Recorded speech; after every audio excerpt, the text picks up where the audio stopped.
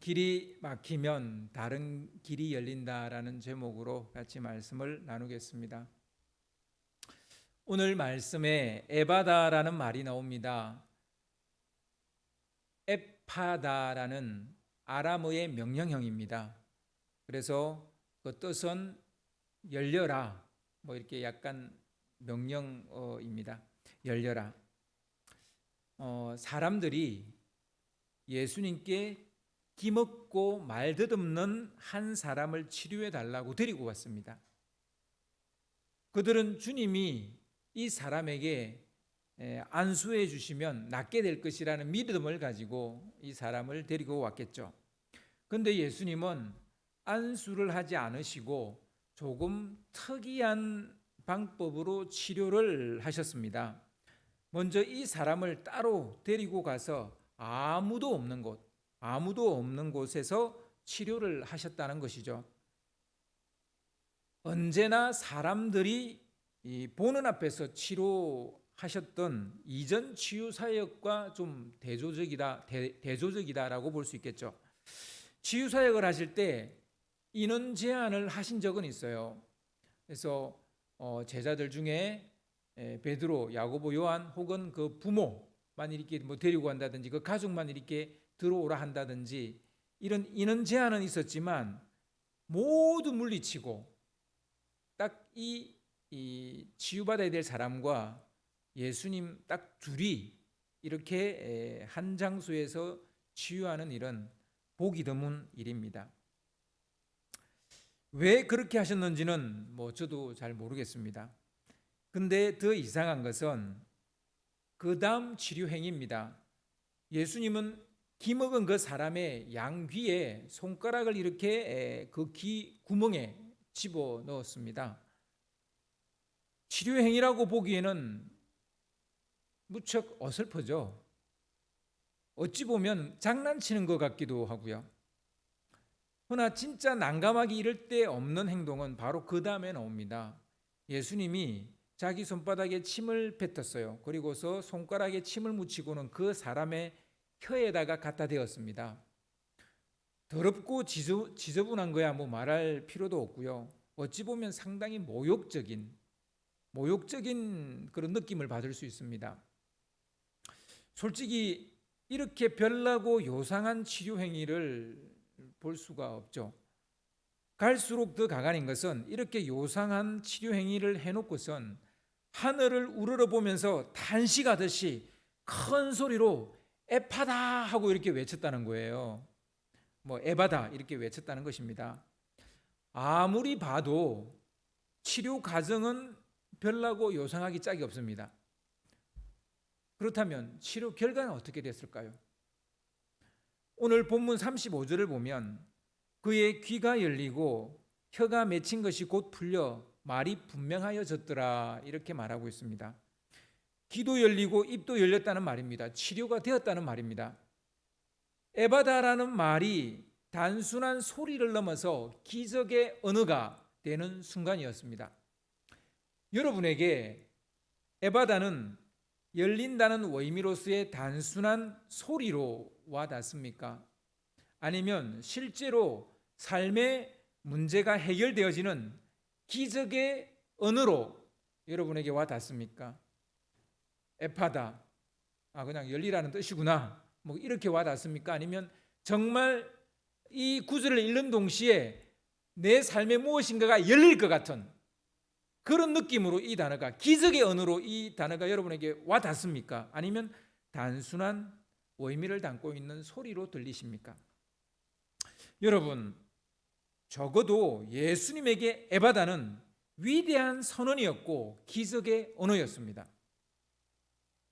그 치료 행위는 뭔가 좀 이상하고 요상했지만 이 에바다라고 외쳤을 때 치료가 일어났기 때문에 이것은 위대한 선언이었고 기적의 언어였던 것입니다. 여러분, 오늘 말씀을 들을 때 에바다가 여러분의 삶을 바꾸는 기적의 언어로 여러분의 가슴에 잘 박힌 못처럼 박히게 되기를 바랍니다. 예수님이 에바다를 외친 것은 단순히 기먹고 말을 더듬는 사람의 귀와 말을 열어준 치료 사건 그 이상의 의미를 가집니다. 에바다는 다분히 상징적 의미를 내포하고 있다고 할 수 있겠습니다. 그래서 오늘 여러분과 에바다의 상징적 의미를 같이 나누고자 합니다. 예수님이 에바다라고 외친 것은 생각이 열려야 한다는 의미로 외쳤다라고 저는 생각합니다. 생각이 열려야 된다. 에파타 할 때 너 생각이 열려라 이렇게 외친 거나 다름이 없다는 얘기입니다. 생각이 열려야 한다는 말의 다른 의미는 저는 생각의 전환이라고 말해도 무방할 것 같습니다. 우리는 자유자재로 생각한다고 생각하죠. 내가 생각하고 싶은 거 생각하고 내가 뭐 요걸 생각하면 저거 생각하면 모든 것을 내가 다 생각할 수 있다라고 생각하죠. 그러나 대부분의 사람들은 자기 자신이 정해놓은 경계선 너머의 것을 생각하지 않습니다. 생각하는 것만 생각해요. 그래서 생각이 어떤 틀에, 어떤 패러다임에 갇혀 있다는 거예요. 그래서 생각의 전환이라는 것은 패러다임 시프트입니다. 패러다임을 바꿔보라는 거예요. 생각을 바꿔보라는 것은 그런 말입니다. 오늘 말씀을 보면 예수님은 가차 없이 생각의 경계선을 뛰어넘어가 버립니다. 예수님이 어떻게 생각의 전환을 하시는지 오늘 말씀을 따라가 보도록 하겠습니다. 공생의 사역 동안 예수님은 끊임없이 이동을 하셨습니다. 복된 소식을 전하기 위해 한 곳에 머물러 계시지 않았습니다. 요즘 말로 하면 찾아가는 서비스의 원조라고 말할 수 있을 것 같습니다. 마가복음 1장 38절을 보시면 좀 띄워주시겠습니까? 공생의 삶이 어떠하리라는 것을 미리 알려주는 말씀과도 같아요. 이르시되 우리가 다른 가까운 마을들로 가자. 거기서도 전도하리니 내가 이를 위하여 왔노라 하시고, 예수님은 새벽 미명에 한적한 곳에 가서 혼자서 기도하고 계셨어요. 그때 제자들이 주님을 찾아와서 사람들이 주님을 만나기를 원합니다. 주님을 찾고 있습니다 라고 말해 주었죠. 그때 주님은 바로 이 말씀을 하신 겁니다. 지금 사람들이 찾는다는데 다른 마을로 가자 이렇게 이야기하는 거예요. 그리고 거기서도 내가 전도할 것이다 이렇게 말합니다. 전도 여행하려고 이 땅에 왔다 이렇게 말씀하십니다. 예수님의 공생애는 마치 장돌뱅이처럼 끊임없이 돌아다니는 노마드의 모습을 보여주고 있습니다. 한 곳에 오래 머물러 계시지 않습니다. 예수님은 주로 갈릴리 호수 주위에 있는 도시들을 쉴 새 없이 돌아다녔는데요. 가브나움, 베세다, 게네사렛, 막달라, 그라사, 그리고 이런 주요 도시들이 나오는데 이 도시들은 대부분 갈릴리 호반 도시들입니다. 갈릴리 호수를 끼고 있는 도시들입니다. 유대인의 명절이 되면 유대 지방과 예루살렘으로 올라가긴 했어도 그리 오래 머물러 계시지 않았습니다. 또한 예루살렘으로 갈 때 사마리아 땅을 이렇게 한 번씩 지나가곤 했습니다. 유대 땅도 갔고 예루살렘도 갔고 사마리아도 갔습니다. 그리고 대부분은 갈릴리 주위에서 사역을 하셨습니다. 그러니까 한 번도 이스라엘 땅을 벗어나지 않았어요. 그런데 이번 여행은 지금과 사뭇 다른 여행을 하십니다. 이번에 그 경계선을, 이스라엘이라는 그 경계선을 넘어 이방인의 도시로 가게 됩니다. 이건 이전에 예수님이 하신 말씀과 상충되는 말씀이에요. 일전에 예수님이 제자들을 둘씩 짝지어서 전도 여행을 보낼 때 이런 말씀을 하신 적이 있어요. 마태복음 10장 5, 6절을 보시면 알 수 있는데요. 예수께서 이 12를 내보내시며 명하여 이르시되 이방인의 길로도 가지 말고 사마리아인의 고을에도 들어가지 말고 오히려 이스라엘 집에 잃어버린 양에게로 가라. 어떻게 말씀하십니까? 이방인의 길로 가지 말라는 거예요. 사마리아인의 고을조차도 가지 말라는 거예요. 이스라엘의 집에 잃어버린 양에게로 가라 이렇게 말씀하십니다. 제자들에게는 이렇게 말씀하셔놓고 당신은 인정사정 없이 그 주장을 뒤집는 행동을 하십니다. 바로 이스라엘의 경계를 넘어서 가버리십니다. 조금도 머뭇거리지 않고 이스라엘의 경계를 넘어버립니다. 마가복음 7장 24절을 좀 띄워주세요. 예수께서 일어나사 거기를 떠나, 거기는 지금 베세다와 그 옆에 있는 도시 그라사, 게네사레입니다. 그라사가 아니라 게네사레입니다. 거기를 떠나 두로 지방으로 가서 한 집에 들어가 아무도 모르게 하시려 하나 숨길 수 없더라, 이렇게 말씀하고 있습니다. 이스라엘이나 고대 근동 역사에서 두로나 시도는 단 한 번도 이스라엘의 땅이 된 적이 없어요. 가장 넓은 영토를 차지했던 다윗과 솔로몬의 시대조차도 두로와 시돈을 빼앗지 못했습니다.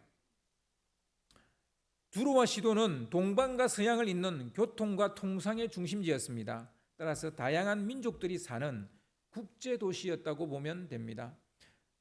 고대 근동에 있어서 한 1000년 동안 최고의 국제도시 그러면 바로 시돈과 두로입니다. 걱정하고 생각할 필요 없습니다. 바로 시돈과 두로입니다. 이 도시로 예수님이 가셨다는 거예요. 가장 대표적인 이방인들의 도시로 가셨다는 겁니다. 예수님이 갑자기 두로행을 택했어요. 이스라엘의 경계를 넘어서 두로로 가신 겁니다. 왜 갑자기 두로행을 택하신 것일까요? 예수님에게 무슨 일이 있었던 것일까요? 마가복음 7장 1절을 보면 바리새인들과 서기관 중 몇 명이 예루살렘에서 와서 집요하게 예수님과 논쟁을 벌였습니다. 일종의 대제사장이 파견을 보낸 것 같아요. 지금 예수라는 인간이 갈릴리 지역에서 너무 인기를 끌고 있으니까 모든 사람들이 다 그만 바라보고 있으니까 어떻게든지 가서 꼬투리를 잡아서 와해시켜라, 방해 작업을 놓아라, 이렇게 이야기한 것 같아요. 그들은 떼거지로 몰려와서 예수님과 제자들의 일거수일투족을 감시하면서 꼬투리를 잡으려 했습니다. 드디어 그들의 레이더망에 꼬투리 잡힐 만한 것이 걸려들었습니다. 제자들이 씻지 않은 손으로 떡을 먹은 것입니다. 장로의 전통에 의하면 이건 부정한 짓입니다. 그들은 벌떼처럼 예수님을 공격했습니다. 그러나 예수님은 물러서지 않고 치열하게 논쟁을 벌이시죠. 하나님의 계명을 버리고 사람의 전통을 지키려 한다면 그것이 잘못된 것 아니냐, 이렇게 반격을 하셨습니다. 반론을 하셨죠. 사람을 더럽게 하는 것은 입으로 들어가는 게 아니라 입에서 나오는 것이 사람을 더럽게 한다, 이런 외식적인 신앙을 정조준에서 공격을 예수님도 하셨습니다. 주님은 몇 번이고 그들의 전통이 잘못되었다는 것을 설명했지만 이는 소기의 경읽기였습니다. 그들이 길을 닫고 있다 보니까 논쟁을 하면 할수록 서로가 다르다라는 것만 확인하는 것뿐이죠. 요즘 정치 보는 것 같죠, 그렇죠? 서로가 서로에 대해서 길을 닫고 있으니까 계속 더 멀어져 가는 듯한 이런 느낌을 받게 됩니다. 이런 양극화는 길을 닫기 때문이에요. 그래서 이 시대에 정말 우리가 외쳐야 될 위대한 선언이 있다면 에바다입니다. 양극화가 너무 심각합니다. 이런 물질적인 양극화뿐만 아니라 이런 생각의 양극화가 너무 심각합니다. 이것은 전혀 서로에게 사실은 도움되지 않습니다. 그들은 기득권 세력이에요. 다투면 다툴수록 예수님은 코너에 몰릴 수밖에 없습니다. 왜냐하면 그들이 기득권 세력이기 때문에 그렇습니다. 이스라엘 안에서 예수님의 설 자리가 점차 사라지고 있었어요. 갈릴리는 그나마 예수님이 활동할 수 있는 곳이었어요. 유다는 활동할 수가 없었어요. 그거는 하기만 하면 와서 막 꼬투리 잡고 공격하고 막 논쟁을 벌이니까, 그래서 갈릴리로 왔는데 갈릴리까지 이제 와서 예수님을 꼬투리 잡으니 예수님이 서 있을 자리가 없는 거예요. 이스라엘 안에서 예수님의 설 자리가 점차 사라지고 있었습니다. 바리새인들과 서기관들의 공격은 도를 넘었어요. 시간이 지날수록 더 악의적으로 변해갔습니다. 이제는 죽이기까지 음모를 꾸미기 시작했습니다. 그러나 예수님은 아직 그들과 충돌할 때가 아니었어요. 하나님의 때가 차지 않았기 때문에 무조건 피해야 합니다. 아직 자신을 내어줄 때가 되지 않았습니다. 어쩔 수 없이 피해야만 하는 상황이지만 더 이상 갈 곳도 설 자리도 없어요. 그들과 논쟁하는 것도 이제 지긋지긋해요. 뭐라도 알아들으면 뭐 논쟁할 만한데 뭐 다 튕겨져 놓으니까 그냥 진절머리가 났어요. 이제 뭐 서기관들과 이 바리새인들을 보면 진절머리가 났어요. 그러니까 뭐 화 있을진저 뭐 이렇게 예수님도 막 역정을 내시죠. 그들과 논쟁하는 것도 이제 그냥 지쳤어요. 결국 예수님이 택한 곳은 이방인의 도시 두로였다는 거예요. 그곳에 가면 숨통이 트일 것 같아요. 조금 숨어 지내려고 그곳을 택한 것 같습니다. 일종의 전략적 후퇴라고 할 수 있겠죠. 여러분 뭐 삼국지나 뭐 이런 그 병법서를 보면 전략적 후퇴를 하다가 결국에는 전쟁을 이기는 경우가 많아요. 전투는 지는 것처럼 보이는데 전쟁을 이기는 경우가 많습니다. 지금 예수님도 어쩌면 이런 전략적 후퇴를 하고 있는지도 모르겠습니다. 이것은 생각의 전환이 없다면 불가능한 일이죠. 열린 생각이 없다면 어려운 일입니다. 전까지만 해서도 이스라엘을 벗어날 생각이 주님은 별로 없었어요. 그냥 이스라엘의 잃어버린 양들에게 가라 이렇게 제자들에게도 말씀하셨어요. 그런데 예수님이 이 상황에서 생각의 전환을 하신 거예요. 생각을 열었다는 겁니다. 열린 생각을 했다는 겁니다. 아무쪼록 숨어 지내려고 두로에 갔었는데 예수님이 두로에 왔다는 소문이 또 파다하게 퍼지게 됩니다. 아니나 다를까 헬라 사람인 수로보니게 여인이 예수님을 찾아왔습니다. 자, 수로보니게 여인은 아람 사람이 아니에요. 두로 사람이 아니에요. 두로에 살기는 사는데 헬라인이에요.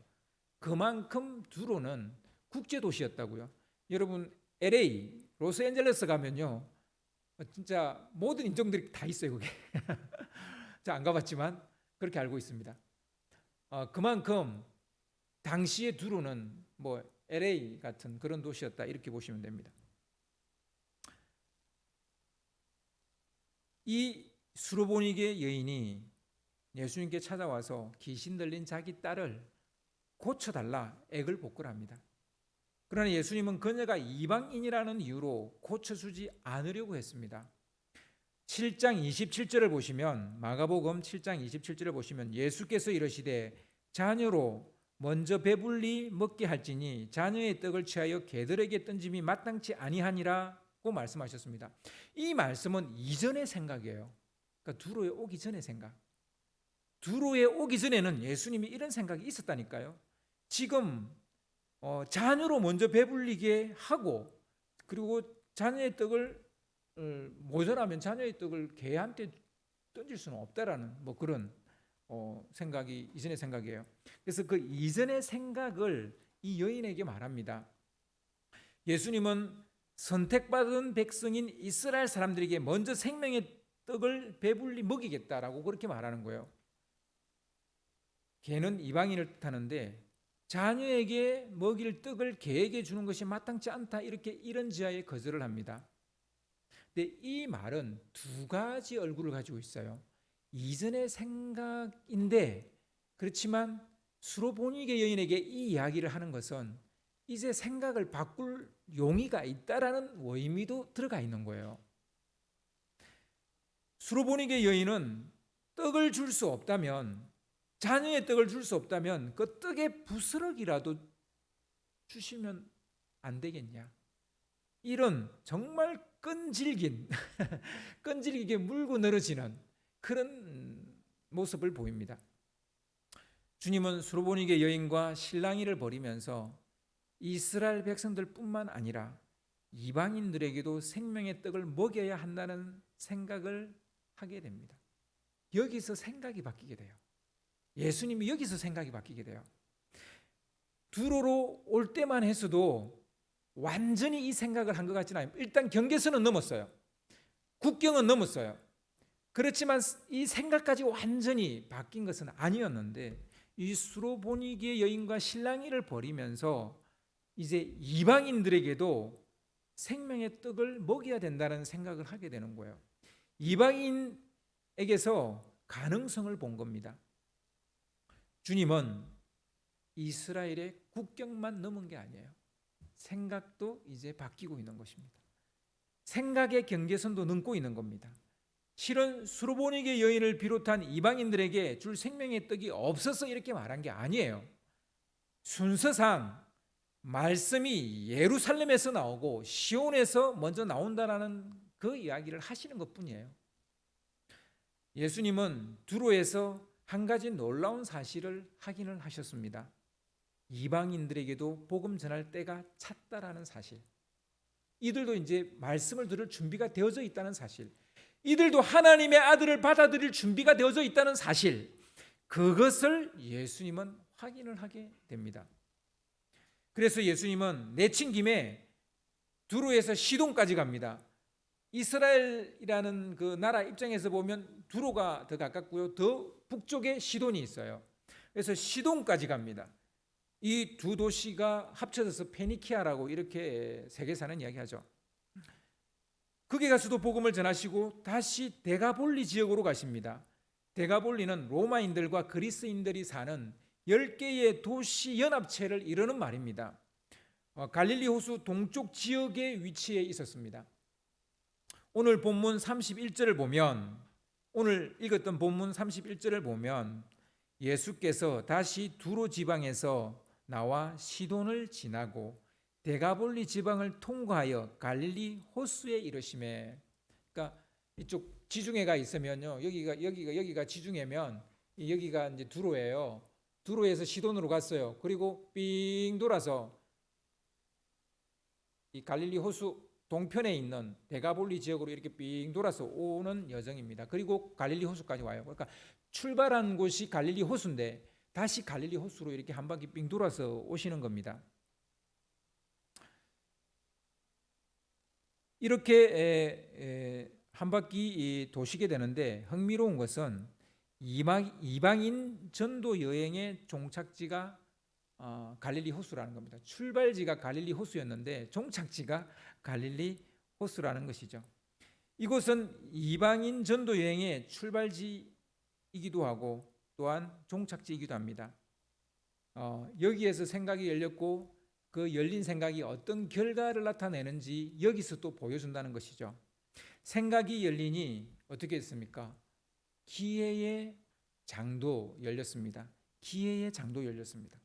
제자들이 전도 실습 나갔다 돌아온 곳이 갈릴리 베세다입니다. 베세다 들판이에요. 그곳에 대략 남자만 5,000명 정도가 따라왔어요. 전도하는 그 제자들을 따라서 이렇게 왔어요. 주님은 사나흘 동안 그들을 가르치셨죠. 그때 그들이 먹을 것이 떨어지니까 주님께서 오병이어의 기적으로 그들을 먹이십니다. 이번 이방인 전도 여행도 아주 유사합니다. 예수님이 두로, 시돈, 데가볼리를 돌아서 갈릴리로 다시 돌아왔을 때 대략 4,000명의 사람들이 따라왔어요. 주님은 이번에도 그들에게 사나흘 동안 말씀을 가르치십니다. 그러니까 그들도 여전히 이제 먹을 게 떨어졌죠. 그래서 며칠 굶은 그들에게 칠병이어의 기적을 행하시고 그들을 먹이십니다. 그래서 오병이어와 칠병이어는 같은 사건이 아니에요. 오병이어는 이스라엘 사람들을 위한 전도 여행이었고 그 결실로 이루어진 일종의 말씀 사경이고, 칠병이어는 이방인들 전도를 하시고 그에 따라 결실되어진 이방인들을 위한 전도 사경회 같은 거였습니다. 두 개는 전혀 다릅니다. 그래서 오늘 본문 말씀 바로 다음 말씀이 마가복음 8장인데요. 마가복음 8장은 칠병이어의 기적 이야기로 시작이 됩니다.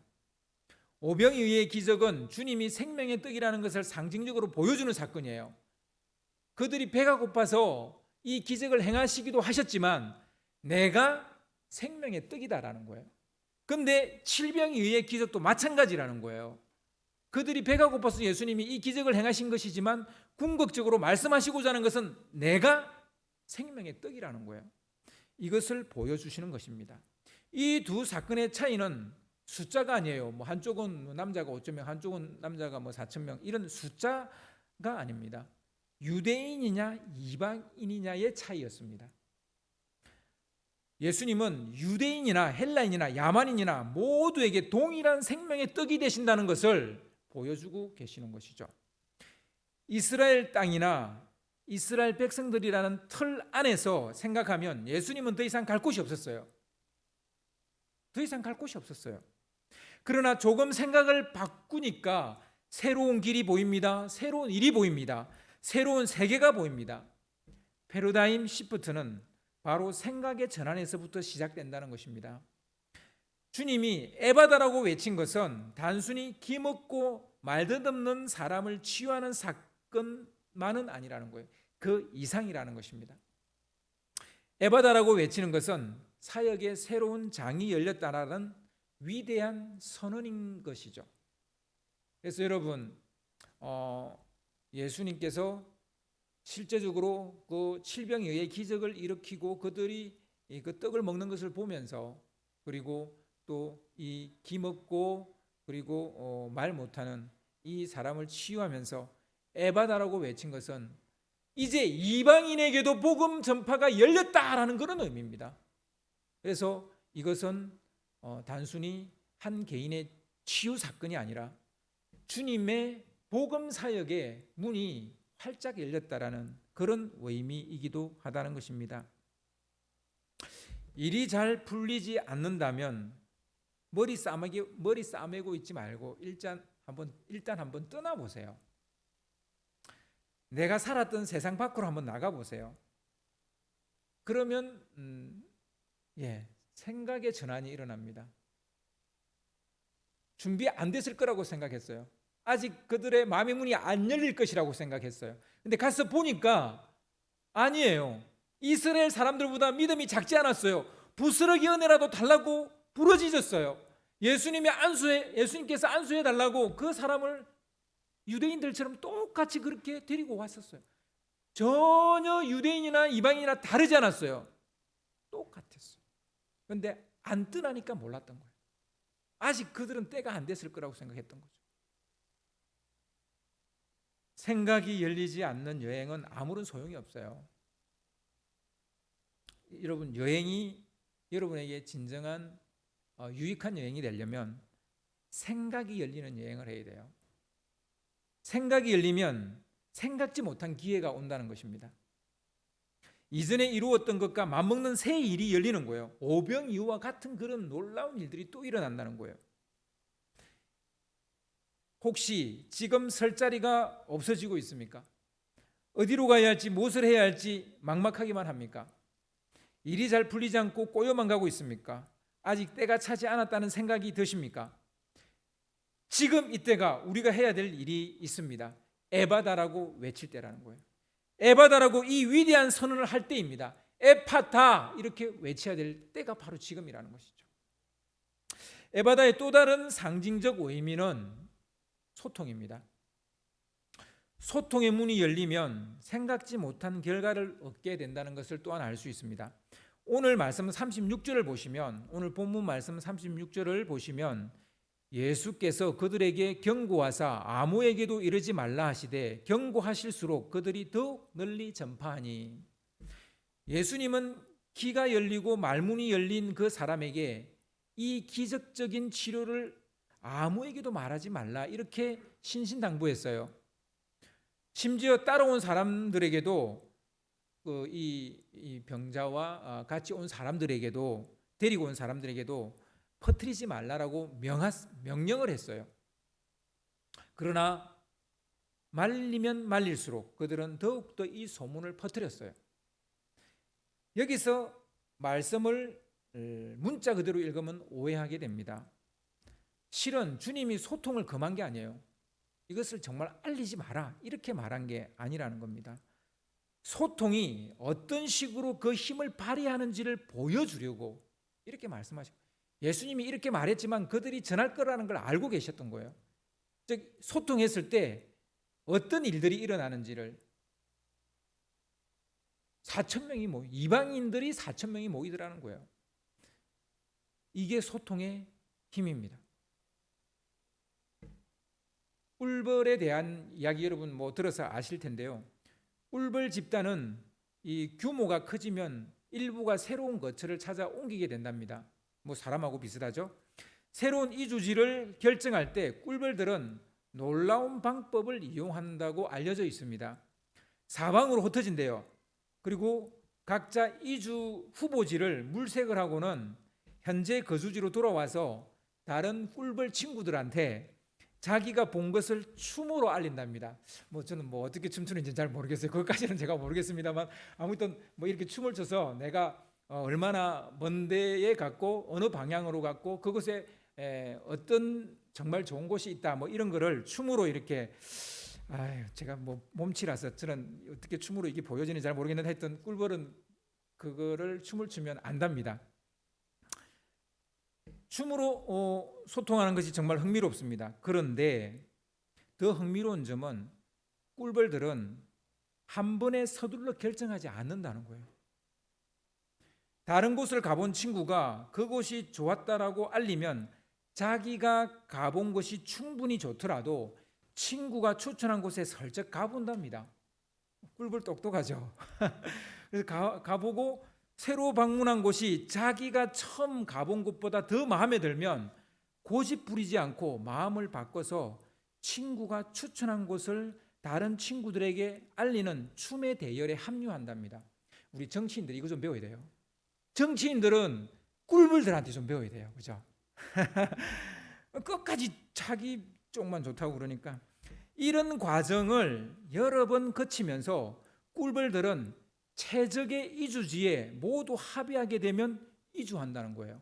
그러니까 모든 꿀벌들이 다 춤을 출 때 이주한다는 얘기예요. 재밌죠? 꿀벌에게서 배울 것이 한두 가지가 아니에요. 그들은 자기 틀에 갇혀서 고집 부리지 않는다는 것입니다. 더 좋은 것을 얻기 위해 생각을 바꾼다는 거예요. 내가 간 곳이 최고야 이렇게 하지 않는다는 거예요. 객관적으로 저기가 좋으면 자기 생각을 내려놓는다는 거예요. 꿀벌들은 다수 의견이라고 무조건 따르지도 않는데요. 소수 의견이라고 무조건 무시하지도 않는데요. 꿀벌들은 열린 마음을 가지고 있다는 것입니다. 고집을 부리지 않고 얼마든지 더 좋은 곳이 나오면 생각을 바꾼다는 것입니다. 꿀벌과 마찬가지로 사회적 곤충이 또 있죠. 개미가 있죠. 개미가 먹이를 찾고 구할 때 어떻게 하면 좀 더 빠른 길을 갈까 이런 것들을 탐색을 한답니다. 그래서 서로 의견을 교환한답니다. 제가 아무리 개미 봐도 전 잘 모르겠더라고요. 얘네들이 지금 서로 의견을 교환하는지 뭘 더 좋은 길을 탐색하고 있는지 저는 잘 모르겠더라고요. 그런데요, 오래 개미를 연구한 사람들에 의하면 이게 맞답니다. 그들은 어떤 저쪽에 정말 맛있는 그 먹거리가 있다 그러면 그 먹거리까지 가는 가장 짧은 길을 찾아낸답니다. 똑똑하죠? 이들도 똑똑해요. 한 마리 한 마리를 놓고 보면 우리 인간에 비해 정말 보잘것없는 지적 능력을 가졌지만 집단 전체가 함께 만들어내는 해결책은 정말 놀랍기만 합니다. 사실 우리도 서로 티격태격 싸우고 팔을 만들고 하지만 우리 인간이 여기까지 이런 문명을 이룰 수 있었던 것은 우리가 사실은 뜻을 합하기 때문이에요. 서로 생각을 합치기 때문이에요. 서로 소통하기 때문입니다. 그래서 인류가 이렇게 언어에 의해서 더 현재의 인류가 만들어졌다 이제 이런 얘기를 하기도 하죠. 예수님이 에바다라고 외친 것은 열린 마음으로 서로 소통하면 이방인도 이스라엘 사람들과 똑같이 생명의 떡을 먹을 수 있다라는 것을 선언하는 것입니다. 여기서 지금 에바다라고 말하는 것은 열린 소통을 하라는 거예요. 열린 소통. 두로 사람이라고, 시돈 사람이라고, 데가볼리 사람이라고, 그리스 사람이라고, 로마 사람이라고, 야만인이라고 그들은 구원받지 못하는 게 아닌 거예요. 근데 이스라엘 사람들 어떻게 생각했어요? 유대인에게만 구원이 있다는 거예요. 열린 생각. 그래서 에바다라고 외친 것입니다. 오늘 말씀에서 우리가 예수님에게서 배워야 할 것은 두 가지입니다. 열린 생각과 열린 소통입니다. 생각과 소통에서 에바다의 역사가 일어나야 하는 것입니다. 아멘. 이 세상에 가장 두려운 것이 무엇일까요? 제가 얼마 전에 한번 말한 적이 있는데요. 단절입니다. 사람은 사회성 때문에 여기까지 왔기 때문에 사회적으로 단절되면 제일 불안해합니다. 그게 사람이에요. 열린 생각과 이와 같이 서로 이게 단절되어지는 것을 두려워하는데요. 만약 서로 단절되어 같은 생각을 가진 사람들하고만 의견을 교환하다 보면 자신의 생각이 당연히 옳다라는 착각에 빠지게 됩니다. 바리새인들과 서기관들처럼 말입니다. 그들은 자기 생각만 옳다는 거예요. 자기 생각만. 이런 사람들은, 다른 의견을 가진 사람들은 하나같이 도저히 이해할 수 없다라는 이상한 사람들로 보기 시작합니다. 하지만 우리가 잊지 말아야 할 것은 그 사람들도 마찬가지로 나를 보며 같은 생각을 한다는 거예요. 생각이 다른 사람의 의견도 귀담아 듣고 그 의견이 옳다면 자신의 생각을 얼마든지 바꿀 수 있어야 합니다. 그리고 꿀벌처럼 의견이 모아질 때 춤을 추며 적극적으로 참여하며 소통을 해야 된다는 거예요. 여러분, 춤은 그래서 소통입니다. 여러분, 우리가 하나님 앞에서 춤을 춘다라는 것은 굉장히 중요한 일인데, 다윗이 언약궤를 옮기면서 춤을 췄어요. 그게 단순히 기분 좋아서 춘 것만은 아니에요. 소통이에요. 생각의 소통이에요. 언약궤는 어디에 있어야 돼요? 다윗성에 있어야 된다는 거예요. 메시지를 춤으로 지금 이야기하고 있는 거예요. 우리는 이걸 그냥 다윗이 기뻐서만 춤을 췄다 이렇게만 생각하잖아요. 그게 아닙니다. 다윗의 이 춤은, 하나님의 언약궤는 다윗성에 있어야 된다. 즉 다윗성이, 예루살렘이 온 이스라엘의 수도라는 거예요. 왕도라는 거예요. 그리고 하나님은 여기에 임재하셔서 이 땅을 통치하시는 왕이시라는 거예요. 그것을 춤으로 지금 보여주고 있는 겁니다. 여러분, 춤추는 교회가 돼야 돼요. 우리 찬양하실 때 찬양 인도자가 이렇게 박수 이렇게 치라고 하면 제발 박수 좀 치세요. 손 뒀다가 어디 쓰시려고. 박수 치는 데 쓰세요. 놀랍게도 박수를 같이 치면요, 하나가 됩니다. 마음이 열립니다. 이상하게 박수를 치는데 마음이 열려요. 춤을 추는데 마음이 열려요. 왜 젊은 남녀들이 클럽에 가서 춤을 추는지 아십니까? 이유는 딱 하나예요. 춤출 때 마음이 열려요. 그래서 춤을 추는 거예요. 서로가 가장 빨리 마음의 문을 여는 방법, 춤을 추는 거예요. 그럼 서로 빨리. 제가 아직도 기억나요.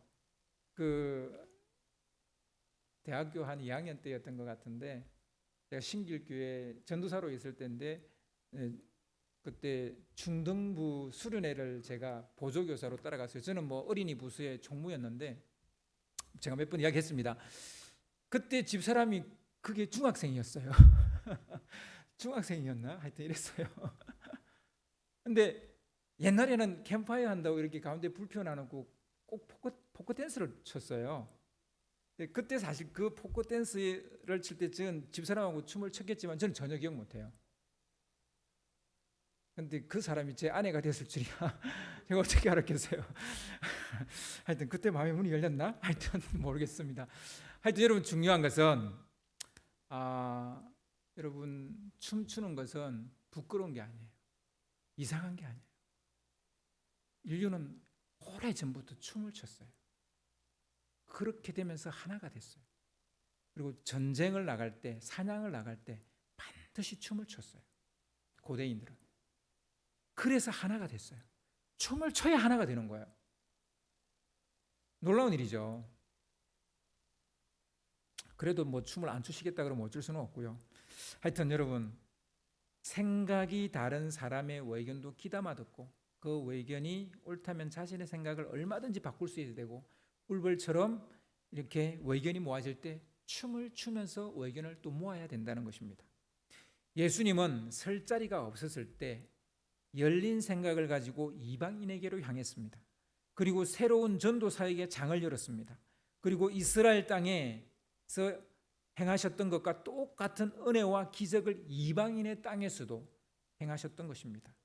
1차적으로 우리의 닫힌 귀와 입이 열리는 에바다의 역사가 일어나야 됩니다. 이거는 1차적인 거예요.